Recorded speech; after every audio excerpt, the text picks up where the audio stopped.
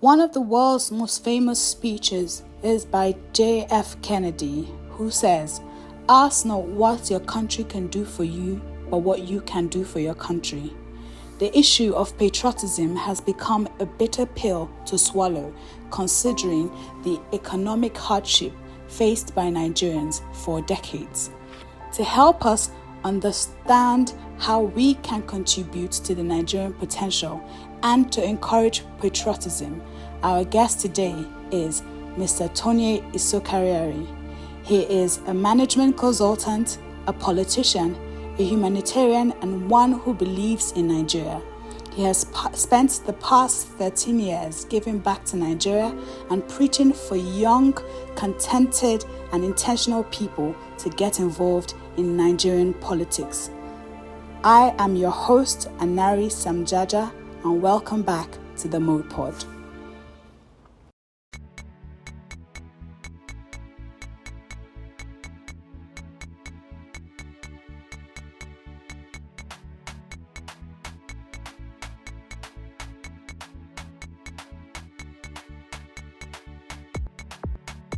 To answer this question, comment on the video below. Who divided Nigeria into 6 geopolitical zones, and in what year did this happen? To win a cash prize, make sure to answer the designated question for the episode. You can do this by writing the correct answer in the comment section below the episode. To ensure your answer qualifies, make sure to subscribe to our YouTube channel, like the video, and kindly share. Don't forget to turn on your post notification for more educational videos and prizes to be won.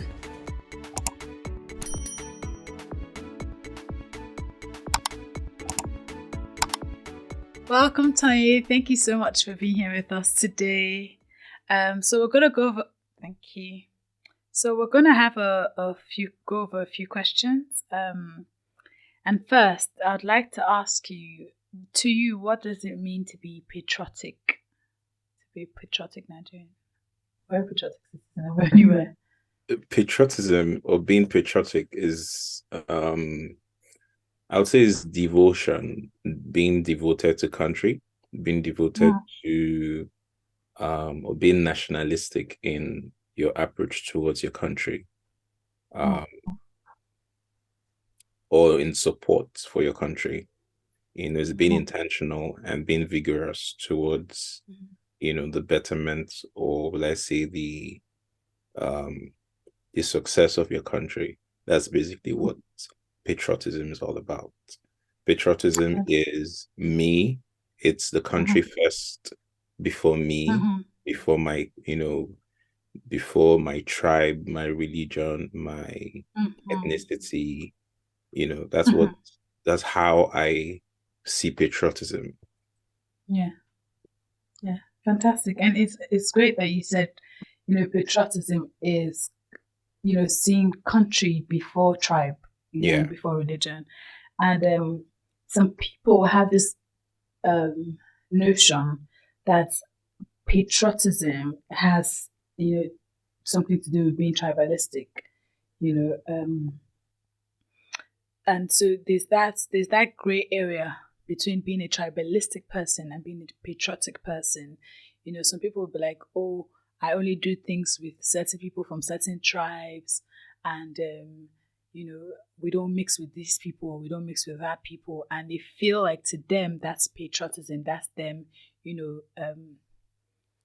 that's them showing solidarity for that particular tribe they belong to. So so I want you to help us, clear out the dichotomy between tribalism and actual patriotism. Yeah, that's an important question. The reason why I say it's important is because, like you rightly said, some people will be more patriotic to their tribe or their religion as against being patriotic to the country. But when you talk about patriotism, you're talking about your country, because without your country, there'll be no tribe. Without your country, you can associate yourself with any religion or anything. If the country does not exist, then you can't even begin to say, oh, I belong to this tribe, or I belong to that tribe. So first thing first is being patriotic to your country. Your country is what we should be preaching, is what we should be talking about. That should be our front burner, or the front burner of everybody, before you even talk about any other thing of, tribe or whatever. Our tribes and our culture and our religion should help actually to foster better patriotism, not to weaken, patriotism to country, Yeah. So there's a clear cut dichotomy with regards to being patriotic to your tribe or being patriotic to your country. As far as I'm concerned, you're first patriotic to your country, before any other thing. You're first loyal to your country before any other thing. Your first pursuit for the betterment of your country before any other thing. You can't be thinking about any other thing if the country doesn't exist. You can't be saying, I want to be in my room if the house doesn't exist. You get what I mean? Yes. The house in this context is the country. Before you say, oh, I want to be in my room, or I want to stay in my room. Without the house, there's no room. There's no room. Yes. Yes, because you just be out in open space. And I know people would want to have the argument that, before the amalgamation of Nigeria, that different tribes were existing individually. But like you said, the only reason why we can't keep, we've been focusing more on history, and Nigerians are very quick to point fingers at the problems rather than looking for solutions or preferring solutions. We can't keep talking about what happened in 1914 or 1960. We can't keep talking about that. We need to forge ahead. We're now here as a country. So what do we do to ensure that this country that we have is not destroyed, is not, is not laughed at, or is not ridiculed? That's our focus right now. Our focus should not be on whether Nigeria was amalgamated in God knows how many years ago. That's none of us were alive, So now that we're here, we're on the scene. What do we do to make this situation a better, this country a better country, a country where we're all happy to be associated with? That should be our focus right now. Yes, 100%. I hear that. Because at this point, if you're saying that you're going to make Nigeria, it's already, it's like Nigeria is a brand. Every country is a brand. So the brand Nigeria has already been formed. And if you destroy that, you have nothing else to, build on. You have nothing to be patriotic about, 100%. So it brings me to my next question then. We've understood now that, okay, we have this one center that we all fall into, and that's important for all of us. But a lot of Nigerians will say, Nigeria is hard. What has the government done for us? What has Nigeria done for me that would require me to be patriotic? We see a lot of people now that are in the Japa wave. I don't know, personally speaking, I feel like people, relocate for different reasons, and that's a topic for another day. But I don't want to 100% affiliate that to lack of patriotism. But I know that the motivation behind some people's movements is lack of patriotism because they feel like Nigeria has nothing to offer them. So my question is, does your country have to do something for you first for you to be able to show patriotism? Is there an expectation from your country first before you're patriotic? You see, I don't want us to pursue it or to answer the Nigerian question in that regard. I'd rather come from it from this other angle. You see, we are where we are today as a country. And away from me trying to use the cliche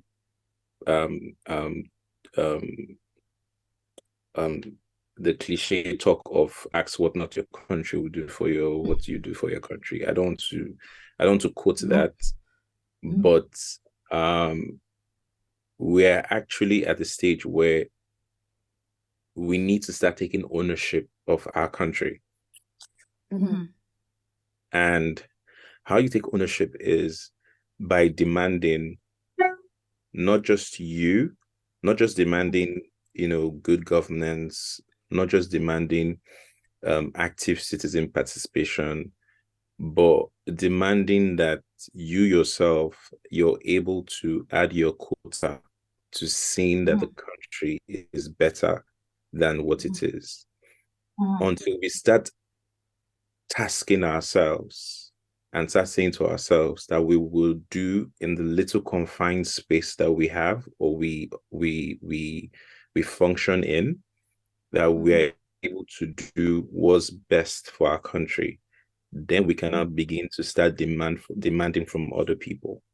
But you cannot be you cannot be the problem and start pointing fingers at other people. It's just like Christians who will focus on a particular thing and say, oh, this is a sin, right? Or they are also doing other things that are also sinful. You get what I mean? Yes. So rather than focus on other people or what is not working or on the government, let's look inwards. What are you doing? Are you demanding? I have a friend who is a celebrity, and there's something that she says to me a lot. She says that when she drives her car, right, on the streets of Lagos, she drives it with all audacity, because she knows that she has done everything the law asks her to do with regards to her car being on the road. Yes. So when she's driving on the road, she's not scared or worried about anything because she has done her own part. Exactly. Do you understand what I'm saying? So when we do our own part, we will begin to demand from other people to do theirs. But it has to start from you first. Yes. You need to have to ensure that your car particulars are correct, are up to date. Then when you do all those things and you see other people doing it wrong, you cannot say to yourself, you cannot ask questions. Why are you doing this? Do you understand what I'm saying? It's just like sometimes when I drive on the streets of Abuja, is common knowledge that Abuja drivers don't obey traffic light. But when I drive on the road, I don't care what time is it. I will stop. 50 cars can pass me, but I will stop. So when I drive like that and I have a driver, he knows that he's not supposed to beat traffic lights. So it might take him a while, but he knows that while I'm in that car, or while he's driving my car, he is not allowed to beat traffic lights. One way or the 100%. Other, it will trickle down, because tomorrow, as he develops, he probably will have his own car, and he will remember, because he's used to that. He'll remember 100%. Not to beat the traffic light. So we need to understand that this thing, it's more of systemic. We need to deal with it gradually, intentionally, and being very focused on it. We can't keep pointing fingers at other people when we're doing the wrong things. It's not going to work. It's just like politicians. We wanted young people to join politics. We've gotten a lot of young people in the political space. Now, those young people, when they're running for office, the same young people, will be demanding money from these people. Where do you want them to get the money from? Where do you want them to get the money from? Okay, when they get the money from whoever they get the money from, are they not going to pay back that money? Exactly. And at the end of the day, what happens? This corruption circle. You've corrupted the young mind who came to that space to add value. Because the same young people, were the ones who demand the money from them. Why don't we start demanding for accountability? Why don't we start demanding for people to do the right thing? That way, there was a time, and this is me digressing a bit. When the Abuja airport was newly renovated, literally, like, we came down from a flight, me and some person. I saw the person from my flight. We came down from a flight, right? And we passed 3 restrooms in the Abuja airport. And while I was entering my car, I saw this guy urinating in the gutter across the airport. Oh my God. We Oh my passed God. 3 restaurants. 3. So I had to wind down. Oga, we just passed through. You just came out. First off, you came out from the plane. The plane had a restaurant. Has it? You passed at where your bags, where the trolleys were, and where the conveyor belts are. There are 2 restrooms in that area. Then just before the exit door, there's also a restroom. You passed the 3 of them, and you felt that the best thing for you to do is come and urinate in the gutter. Public space. That's sad. But that same person is going to complain tomorrow that Nigeria is not working. Nigeria is bad. So while I'm not shielding the politicians or our leaders, students need to start owning up to certain things. Yes. Because when you travel around the world, you see citizens do the right thing. Yes. Yeah. So we need to start doing those right things. Yes. And it's interesting you say this, it is a phrase in law. It says that he who seeks equity must come with clean hands, or he who seeks equity must come with equity. So you have a work to do on your part. And it's interesting that these systems that we don't have the culture for in Nigeria, we haven't mastered the culture for in Nigeria, it shocks us that once a Nigerian, even for the first time, you take a Nigerian out of Nigeria and take them to England, for example, a society where the system works, they automatically fall in line. You would not even believe that they're the same people that are coming out of this, lawless states, basically, if I was to say, and to that state. So the thing is that we have the capacity to actually do the right thing. We have the capacity to do the right thing. It's a culture, like my friend would call it a culture of anyhowness. We have a culture of anyhowness in Nigeria, and that needs to change. We need to rebrand from it. And this rebranding is also calling like not just us as citizens, but even the leaders themselves. Because Nigerians will fall in line based on what their leader tells them. So let's not get it wrong. We're not shielding the leaders from responsibility, but we also need to also call these guys to order, because I've been on queues around the world where I see leaders from our country, ministers, National Assembly members, and all these people, they took the line, they joined the queue, and they just act the way they're asked to act, but when it's like when you just fly into Nigeria, it's like everything just dovetails, just change, and people just begin. But we need to start having like the reward and punishment, some of all these things, and using people as like scapegoats, for other people to learn, and also the people servicing the public also have a role to play. Do you get what I mean? Because when I travel, for instance, if I fly into UK or I fly into the US and I'm at border control, you can literally see someone ensuring that the queue is not long. We're not waiting on the queue for so long.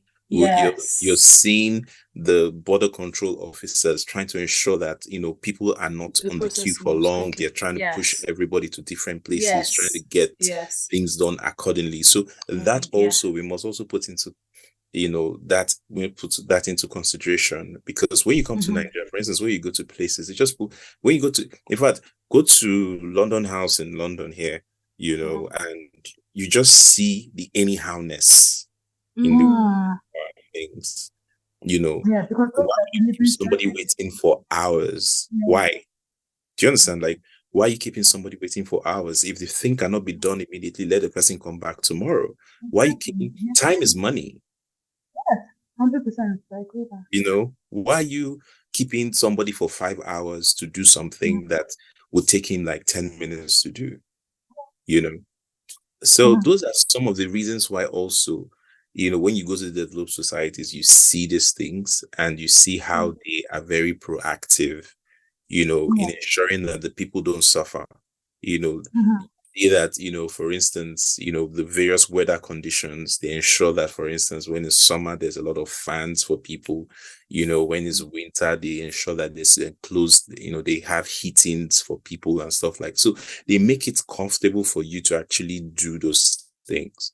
But whereas in our state, when we're planning, we don't plan with the mindset of, oh, you're dealing with human beings. We're planning as if you're dealing with animals.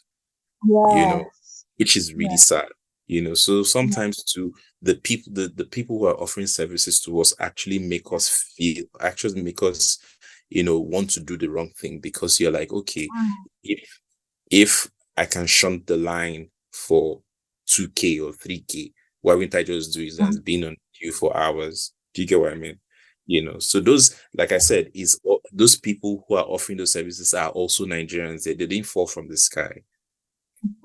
So we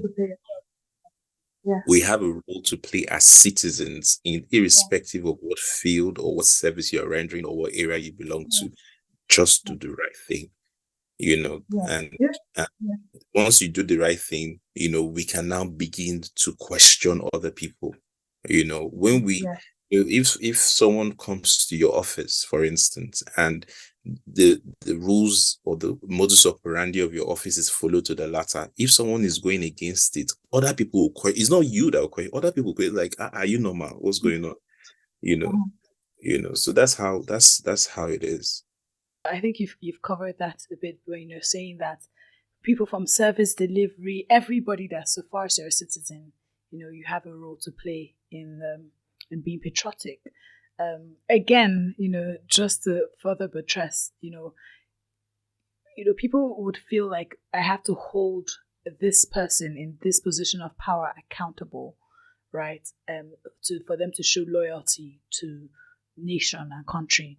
But do you have to be in any specific position for your patriotism to show, or patriotism, like you said, Kota? I feel maybe we should talk more on that. How far to the different categories of people that are responsible, for patriotism. I think first thing first, the government is responsible for patriotism. Okay.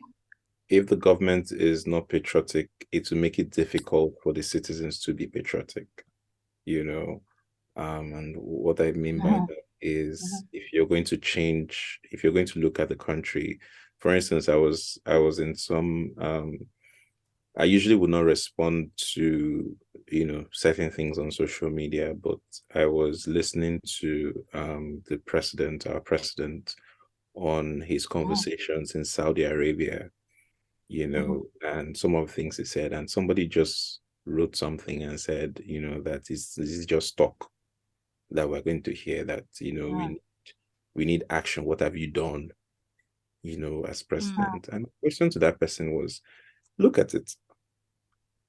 Former president, I'm not sure, apart from Obasanjo, I'm not sure there's any president that has tried to sell Nigeria, abroad globally in such, audacious manner. This president has come in and has made it a point of duty to speak audaciously, in support for Nigeria, in trying to garner foreign direct investment into the country, and to try to speak to the global leaders that Nigeria is not what people have opined it to be. Yes.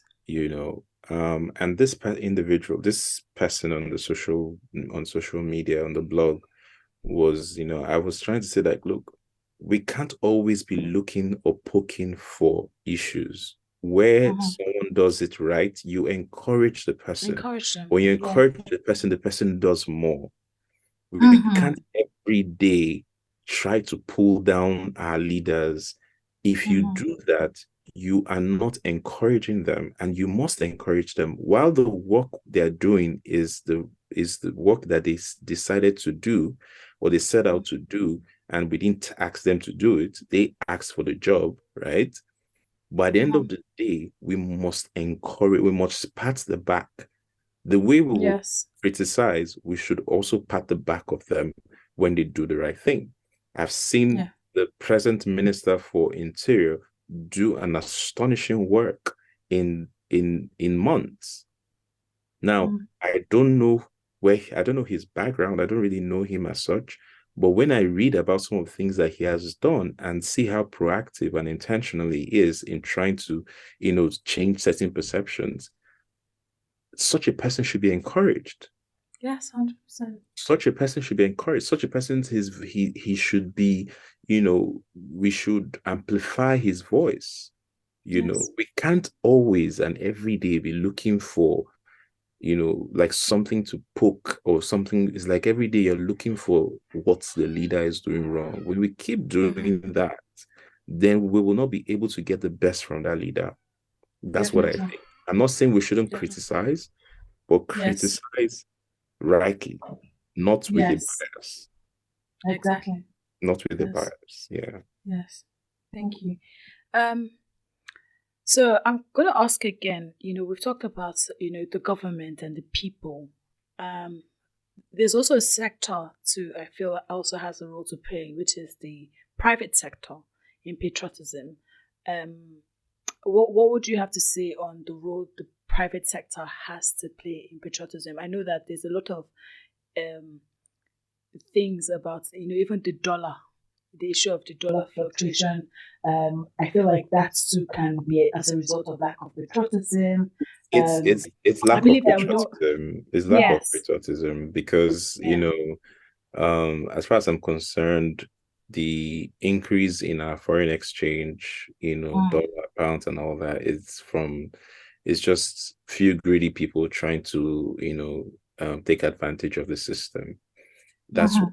Secondly, we as the people need to also buy the naira to grow the naira. There's a saying that's yes. We need to buy the naira to grow the naira, basically. So there are certain things that we need to do. We need to look inwards.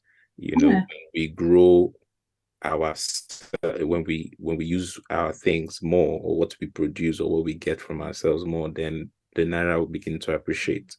Naira is not going to appreciate by wishing it, by wanting the government some form of subsidy all the time. That's not how the naira is going to grow. The naira is going to grow when we look inwards and begin to do more of exports than imports. And when we begin to do lots of growing of, or let's say consuming our local products, that's when local content. That's when we'll begin to see the naira appreciate. But for the private sector, I have always been of the opinion that they're not doing enough, especially the rich ones. I don't think they pay enough taxes. I don't think, their corporate social responsibility needs to be identified and critically, looked into. Because when you look at places like industrial areas, and you even look at how bad those industrial areas, in terms of road infrastructure, in terms of all these things, and you're wondering, like, how are these companies making so much money from these places and they're still not reinvesting back? They're not even able to even do like a proper road that leads to that area. I feel like every industrial area should have road infrastructure, should have school infrastructure, should have healthcare infrastructure, fully sponsored by private sector. Sponsored by private sector. I'm not sure government should be involved in that, or not solely involved in that. Even in terms of I'm not like, the private sector will not just wake up and say I want to build XYZ, but it's in conjunction with government. You get what I mean? Working with government to be able to deliver this to the people.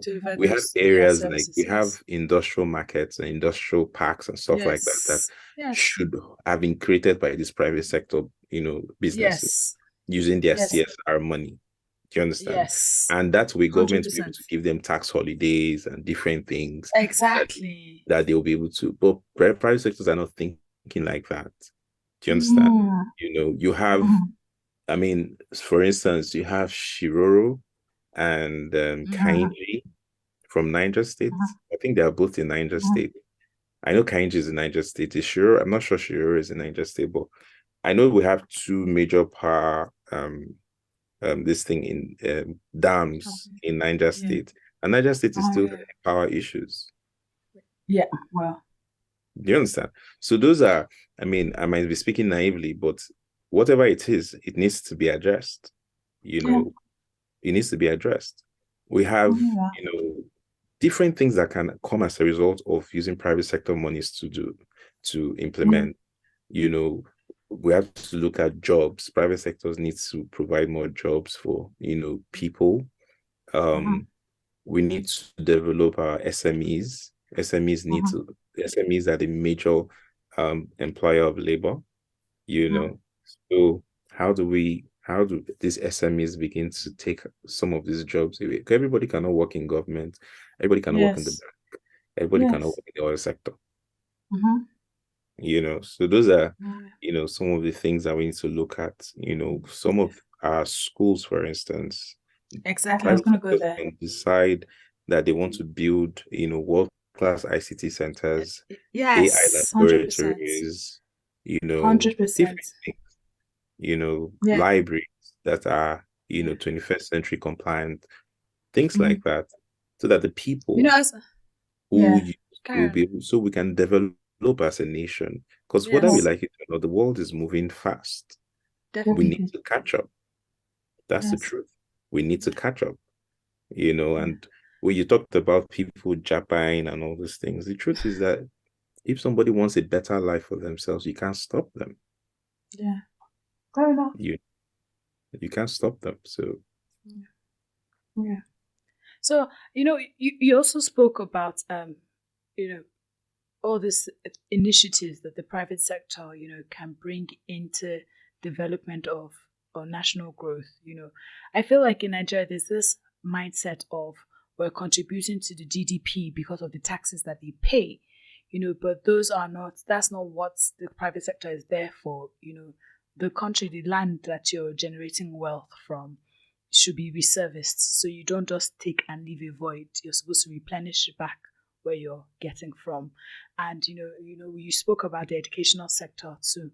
You know, I think we've not understood the power of education very strongly in Nigeria yet, because that is a research hub for every society, and the greatest beneficiaries of those research are the private sector. If you're investing in the research institutes, you know, you can discover the things of the wealth of the nation through research and development, and this is by equipping the educational sector, you know, research sector. And, you know, like you said, it's literally giving back. It's CSR. And I'm not sure about the enforceability of CSR in Nigeria, but I think, you know, this is something that this conversation should be had more. You know, we should have more of these specific kinds of conversations, you know, as opposed to just talking up in the air about how bad I don't know, I'm not sure, but I would cross-check or research about it. There needs to be like a law that governs CSR. There must be some policy of government. Yes, so there is a requirement for CSR for government to do. It's part of a corporate governance, part of the general corporate governance guide, right? Corporate governance policy. For the corporate sector, public and private sector in Nigeria. But the issue now is the enforceability of those corporate governance guidelines, especially as it relates to CSR. You know, there's different ways that, you know, they do the checks for corporate governance in terms of how many directors you have, your board, your quorums, your this and that and that and that. But in the aspect of CSR, which is very critical to national growth and development, I'm not sure of how much attention is being paid to that, because if we would see it, those are the things that you feel the impacts of private sector. If private sector is doing proper CSR, as a nation, you would feel it. The average person would feel the effect of it. Definitely. Yeah. You know, so again, I thank you for bringing that up, because I feel that conversation we should keep having it over and over again if we're trying to, you know, build the country. So, you know, just to kind of wrap up this segment, I want to ask you what is the way forward generally? what do you think is the way forward for Nigeria in terms of, why we should be motivated to be patriotic and, how we can encourage the next generation to ease into the lifestyle of patriotism? First of all, we must understand, and we cannot stop it here. We cannot just stop it, just this conversation. It's something that we must begin to demand and continue to demand. We need to believe in our country. And what that translates into is that wherever you see the flag, or wherever you see the name, you must see to it that that flag is upheld to this highest esteem. That name is upheld to this highest esteem. And I'll give you an example. I would tell myself that everywhere I go to and I'm being introduced, I will speak very highly about Nigeria. And I don't care what that means to anybody. But the first few conversations I will have is about how Nigeria is ripe and ready for development, is ripe and ready for people to come in. I tell people how they can even do their, holidays in Nigeria. I tell them places that even myself have not been to, but I just read about them and I put them at my back of my head, and I tell people, you can holiday in Nigeria, you can go to different places, sightseeing. I just preach Nigeria, and if we all do that, we will begin to be more patriotic, and not just outside Nigeria, even within Nigeria. If we can be more patriotic to ourselves and tell ourselves that, man, whatever is going on in Nigeria is not affecting outside Yoruba, Igbo, or South. It's affecting everybody. There's no bad road for outside Igbo. Man. Then good road for another set of people. It is affecting everybody. So if you want a country that will affect you positively, then you must do the right thing. You must speak the right thing. You must demand the right thing. See our elections that happened on Saturday. It's the feeders we've heard or we've gotten, is how very abysmal it was. Across the 3 or 4 states that had elections. That should not be allowed. That should not be allowed. We should be able to call these people to order. If somebody, as a copper, you have somebody give you 10 million naira to put in your bag to go and do what? Why wouldn't you tell yourself that, me, as far as I'm in this, unless you don't want to give me this position, but as far as this position you're giving to me, we must do the right thing. You see this polling booths that I'm manning as a copper, this booth, we will do the right thing. I don't care if every other polling booth does the wrong thing, but this one will do the right thing. When you do that, posterity will always judge you right. That's what people don't understand. Posterity will always judge you right. But how can you, a young man or woman who has been given the responsibility, responsibility to deliver the right election at the polling unit, and you let it down, and you can go home and sleep well? It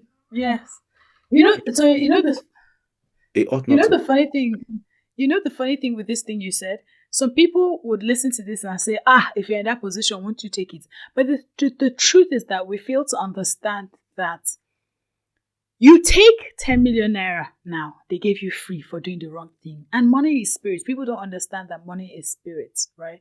You take this money easy, it's going to go as quickly as it came. But do you know what has happened? You have created a longer issue that once that money has finished now, you have no other there's no other way for you to create wealth for yourself. Why? Because you're part of the people that put a system that doesn't work in. Do you understand? So they don't understand that the sacrifice, they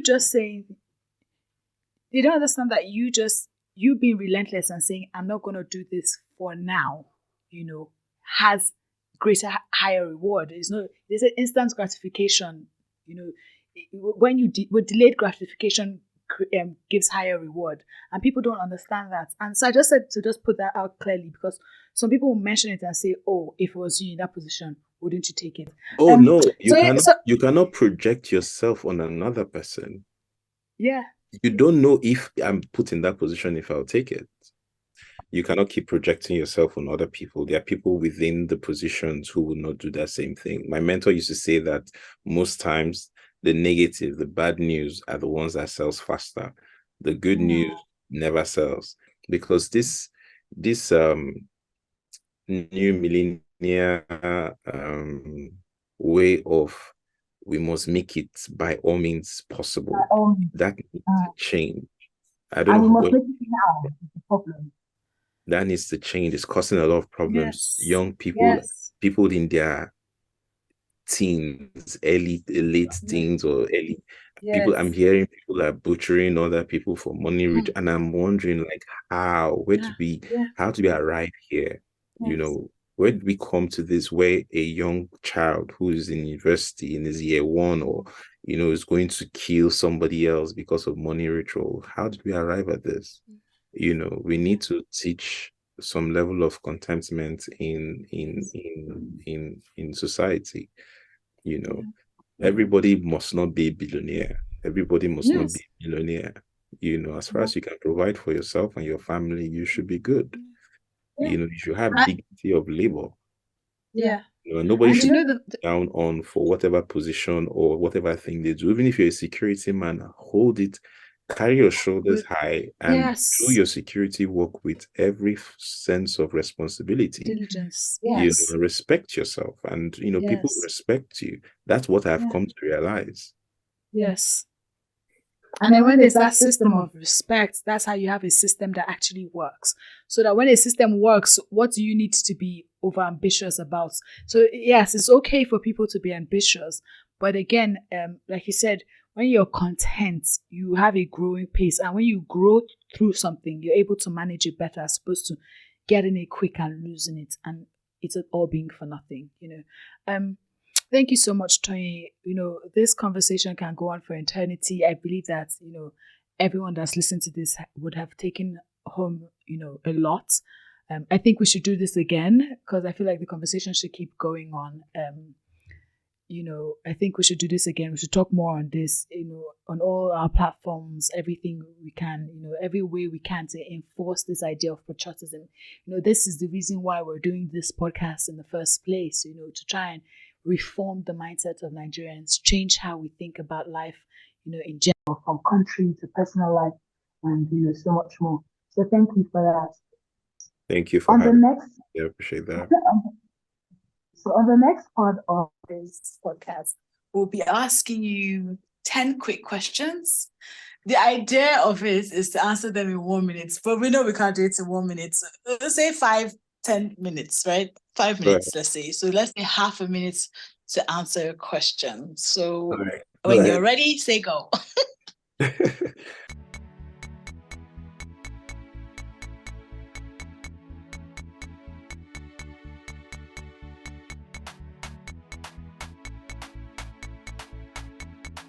So first question, tell us something most people don't know about you. I'm a very quiet person. Sorry? I'm a very quiet person. Okay. Politician like you. Yeah, very quiet person. I'm a complete introvert, but people think otherwise. But I am. Oh, okay. All right. So next question, what inspires you? Love of country, and love of trying to ensure that whatever space I find myself, I leave it better than I met it. That inspires me. In fact, that's what inspired me to be in the political space, to try to impact people in a more positive way. Fantastic.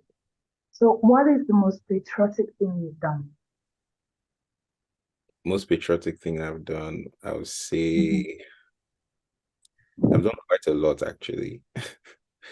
But I would say the most is adopting a child from a village that is very far from my village. Oh wow! Yeah. Oh wow! Come again? Does child live with you? Yes, I have an adopted daughter. Oh, wow. Fantastic. Yeah. Fantastic. Absolutely amazing. Oh, wow. That's great. Oh, wow. That's really inspiring. Okay, so the next question. What's your favorite book and why? Tipping Point by Malcolm Gladwell. It's Okay. it's a book that I encourage everybody to read because it helps you navigate life, as you sojourn, it helps what you need to do and how you need to do things as you sojourn in life. This is such a remarkable book. I've probably read that book like 5-6 times. Wow. And I always encourage young people, if I'm to give someone a gift, especially a young person, Tipping Point, the book is always like I'll definitely check it. an extra gift. Okay. All right. I'll definitely check it out. Thank you. So what is one habit you think every successful person should have? One habit every what? Successful should have. One habit, giving back. Giving back. Yeah. Okay. Giving back. Great. Every successful person should learn how to give back to society in whatever format or way they want to. Fantastic. Yeah, I agree. Okay, next question. Would you want to be a citizen of any other country? If yes, where and why? No, Nigeria. Yeah. Okay. Next question. To be feared or to be loved? To be loved. To be loved. Fantastic.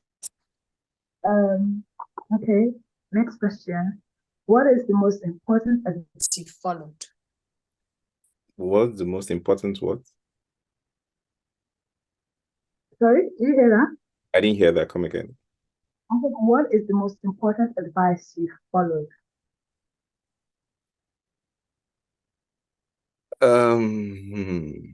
Most important advice I think I followed is there's always a 1% chance that there's always a 1% chance that something can happen, in every situation you find yourself that seems insurmountable. There's a 1% chance that it can be surmountable. So focus and hang on that 1%. And it's the faith and the hope you require is on that 1%. And you begin to see that, the tunnel gets brighter and brighter. Yes, fantastic. What is one word that comes to your mind when you hear Nigeria? Blessed. Yes. Love to hear that. Yeah. And what is one word that comes to your mind when you hear God? My life. Oh.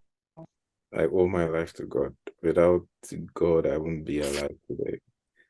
God has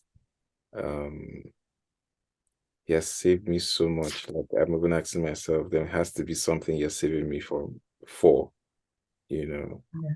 these situations and circumstances that I've seen myself come out of, and I'm like, people go through these things and never come out of it. How was it possible I am out of it? So I owe it to God. I owe everything I am, I will be to God. Okay, guys, we've heard it all here. We understand that patriotism is key to the development of any great nation. We've learned several things here, that we have to hold ourselves accountable before we hold others accountable. We've learned the importance of contentment. We've understood the importance of diligence in your labor, whatever field that you belong to, whatever sector you belong to. We've understood the contributions that government, public sector, private sector can make in the advancement of the Nigerian potential. And above all, what each and every one of us can do as patriotic citizens to make Nigeria great. We'll keep having these conversations because we believe in Nigeria. We must always confess positivity about our nations. So when you speak life into a thing, it becomes that thing. So let us always speak positively about our country and watch it excel. Thank you all for walking this journey with me. All my love, ASJ.